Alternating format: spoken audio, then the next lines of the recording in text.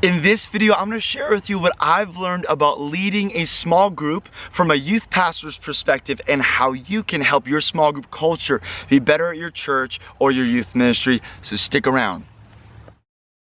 Now, I'm actually starting a playlist, a series of videos on this YouTube channel about small group leading, but before we get into some of the practices, I want to share with you the 3 things that we have implemented into our team that you have to implement into your team if you want to see the culture of small groups in your church thrive, grow, and become part of the DNA of your youth ministry and your church. So in our youth ministry, we always say these 3 things amongst our team, within our team, and here's what they are. The first one is one team, one mission, one chance. Those are the 3 things that we try to implement into the culture. One team pretty much just means that we're a family, right? I think that the most effective teams are the best of friends. It's like, you know, if you play basketball or sports, you can have a bunch of talented athletes, but if they're not meshing, if they don't have chemistry together, there's going to be some problems. And you may have some great small group leaders, but if you're not constantly focusing on making them one team functioning together, then you might have a bunch of people on islands doing different things, and maybe they're doing them well, but they're not doing them as a family. And weird things can happen if they're not a family. Like, people can get competitive with each other or territorial, but other things can happen as well. Like, communication may not be great. They maybe don't trust each other as well as you think they do. And so you got to really emphasize that we're one team. So there's different ways you can do that. Instead of doing a leaders meeting, you could call it a family night every once in a while, where it's based on relationships, it's based on hanging out, but finding ways to build team chemistry. One mission really means that we have one purpose, one goal in mind with this youth ministry, right? And so every youth ministry is going to emphasize something different, whether it's worship, small groups, the preaching of the word. Now, do we want all those things? Are all those things valuable and important? Of course they are, but every single person has a different bent and a different emphasis on their life. Nobody's 100% well-rounded, perfect in all those areas. We're all trying to grow in those different areas in our church, but we want to have a goal and a mission in mind that we can clearly communicate to the team, because the more specific we can get in our mission, the better results we're going to have functioning as a team. Now, we see our youth ministry as an ER, an emergency room, right? We're not trying to do the full surgery, if you will, on a Thursday night when we have our youth services.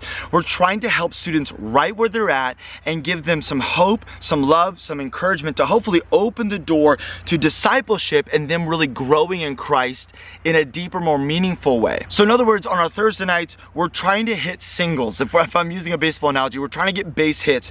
We're not trying to hit a home run. Babe Ruth, he hit more home runs at one point than anybody else in baseball. He also has more strikeouts than anybody in baseball. And so instead of trying to get everybody from, from home all the way back around to home in one Thursday night, get them saved, discipled, plugged in, and all that stuff, we're trying to help wherever a student is to get to that next step in their walk with Jesus. And so we have that mapped out, but I would encourage you, for your small group, for your church, map out what are those next steps and how are we getting students to those next steps so that everybody can have one mission and be on the same page. This also helps remind our leaders that it's not the model that we're married to, it's the mission that we're married to. And so, if models change, if structure changes, if processes change, that's fine, as long as it's helping us do the mission better, right? Sometimes we can get carried in our, caught up in our own preferences and how we think we should do things, but really what's most important is why we do things, obviously. And so if we're constantly reminding people about the one mission, the model and stuff like that won't matter as much, and it'll keep the team focused on why we do small groups and what the mission of the small groups are. Lastly, one chance. One chance is not something that is literal per se. It doesn't mean that we literally only have one shot with every single student, but it is kind of like our mentality and our mindset, if you will, because we want to do things with urgency. For some students, we may only have one shot at least getting them connected, introducing the gospel to them. They may never go to a church again. They may not talk to many Christians again. And so whenever a student comes in, we want to come in with urgency. We want to do things with excellence. We want to do things to the best of our ability.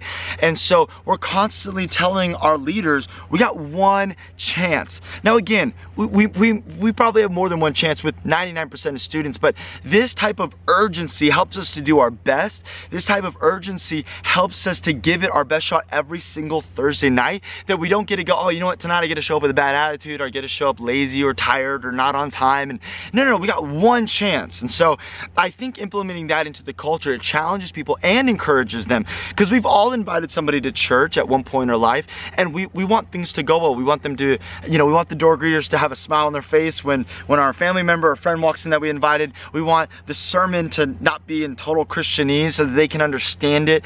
We want the worship to be meaningful and sincere and passionate and stuff like that. Why? Because you don't know if your friend or family's gonna come, again, if they're not a believer, if you've been trying to get them to go to church for a long time, maybe they will in a few years, but you feel like this is your one shot with them, in a sense, to get plugged into your church. And so, of course, it's not their one chance, but that's how it feels. And we want to have that personal ownership feeling every single time. Our verbiage is really important as leaders, small group leaders, youth pastors, whatever, because our verbiage really sets the tone. It reminds people. If you've ever heard the phrase vision leaks, in other words, just the reason we're doing something, that can get drained out of people's minds. Sometimes we can lose sight of that, and so you got to be constantly filling up the vision tank there. But you got to continuously have some consistent verbiage that they can hang their hat on, that they know this is what we're about. I think this is just an easy way to implement culture, to implement some easy verbiage for them to remember. It's a good reminder, and it gets them passionate. So for you, it may not be one team, one mission, one chance, but I would encourage you, what is the mission of your small groups? How can you unify the team?